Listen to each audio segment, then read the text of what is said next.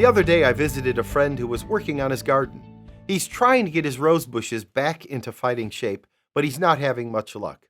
In fact, he's resorted to using a product called Weed and Feed, designed specifically to help kill the weeds around the plant while nourishing the rose bush's ability to grow. That idea reminded me of this Bible verse. For we are co-workers in God's service. You are God's field. I've read other translations that put it like this: you are God's garden. In the letters to the Colossians and Ephesians, Paul also calls us to be grounded in Christ. Now, on the surface, thinking of ourselves as a garden might not be the most flattering way to illustrate our relationship with God. But I started thinking about it differently when I realized that gardens don't grow if they're left alone. They need to be tended. A garden needs a gardener, and in our case, that gardener is our triune God. You see, the gardener plants the bushes, flowers, grass where it should be.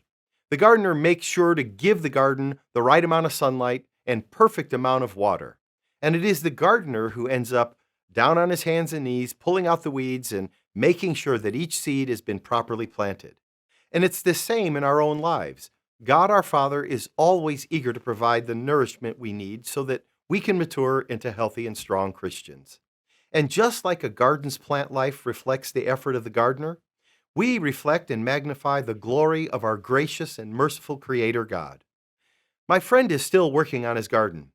Maybe the next time I see him, I'll remind him that God will never stop working on all of us, nourishing us and bringing all creation into His presence.